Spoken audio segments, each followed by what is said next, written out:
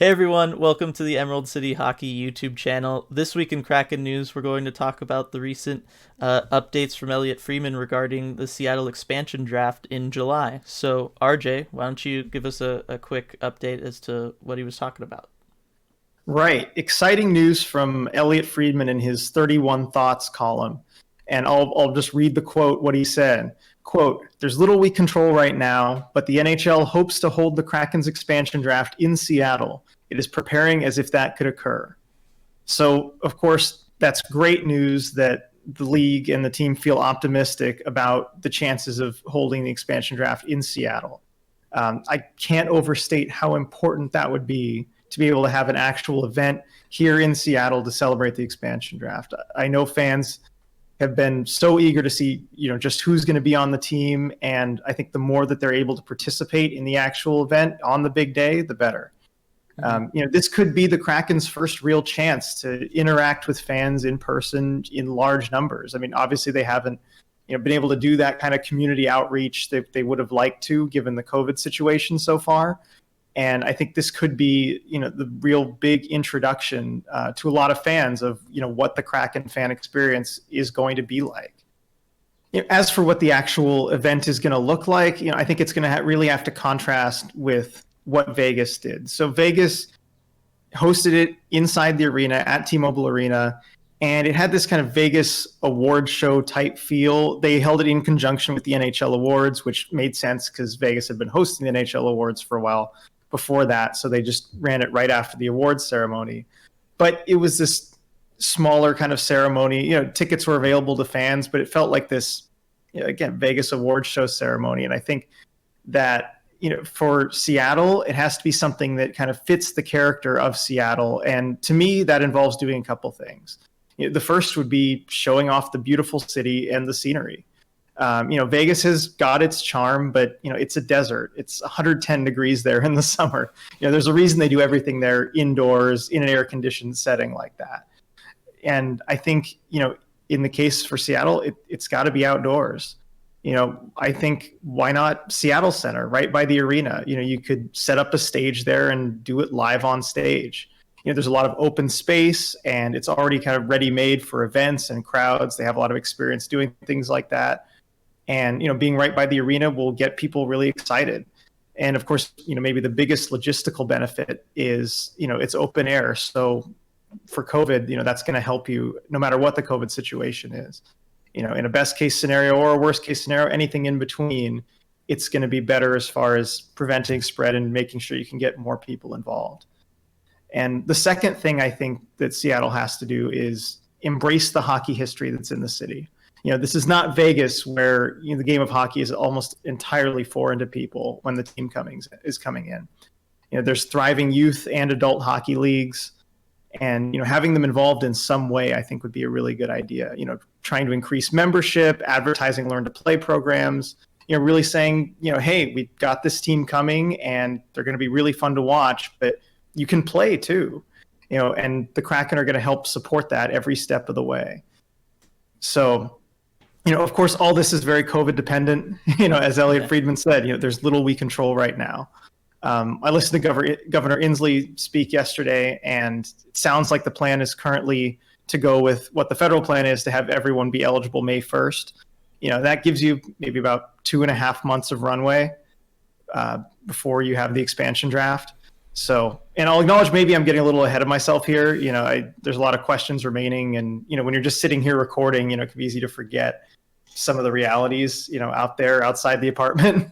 But if you're able to work with the best case scenario, there's some really exciting possibilities here, and I'm eager to see what the Kraken do with it, regardless. Yeah, I mean, I think as of right now, I don't think it hurts to be optimistic about things. Obviously, you should have some backup plans in place, but I do think things seemingly, fingers crossed, seem to be trending in the right direction as far as everything's going. as far as the ability to potentially have a live event in mid-July. And I think I agree with you. A live event is absolutely, I think, what should happen. I think doing it at Seattle Center is perfect. Having a stage set up out there, having fans be able to come. You could make it a whole little festival. You could have different booths set up. You could have local, food vendors there, local merchandise stuff going on. I think that would be a really good way of showing off the city, because the bottom line is the entire hockey world will be watching it. And it's a good chance to show off what Seattle is to everyone who is not familiar with it if they've never had to travel here because there's no hockey, right? So I also think that, yes, incorporating the hockey that already exists here in Seattle is absolutely something they should be doing. I think about something like, in the NFL draft for later rounds where they have fans announce selections. You could have local, rec teams, youth teams, even the Seattle Thunderbirds. You could have players from those teams announcing the selections as the team is being picked. I That'd be don't, great. yeah, I don't see why that couldn't happen. Certainly doing things there, having little demo areas set up so that kids can be learning how to play. We've both been to enough like all-star game events and draft events and stuff to know kind of what the NHL does at these big events, right? There's always the booth set up where you can take a slap shot and see how fast it is, and there's all that kind of stuff, and I think that stuff should all absolutely be there just to, create that excitement around what this is. And I also think they should do what Vegas sort of did, and that's, if they can, get as many of the players that are going to be selected there to be there in person, so that they can walk on stage when they're selected and they can shake, Ron Francis's hand or whatever, and they can put on that jersey and everyone can see them in that jersey, and then maybe do a signing or something afterwards. Because that was one of the things I also missed during the Vegas thing, was it was like, oh, Braden McNabb is there. It's like, cool. You know what I mean? Like it was, that was basically it, and it felt very removed from the emotion that this is, because the bottom line is, we have a logo, we know where they're going to be playing, we know what the jerseys will look like, but until you see it on a player, it's not real, right? Right. It's hard to form that emotional bond to a logo that up until this point hasn't done anything. You haven't seen it in action. You haven't seen it on a sweater, right? We don't even have sweaters yet, right? So, and by that I mean jerseys. But I just think when the players put it on for the first time, that's when it's going to become real. That's when we're going to be able to start forming emotional bonds and attachments to the team and to what it is, and what it is to have hockey back in the NHL, I should say, back in Seattle. So I think live events the way to go. Obviously, we hope that that's a possibility. We'll continue to hope that, but yeah, I mean, if they can make that happen, I think that'll be really exciting. Absolutely.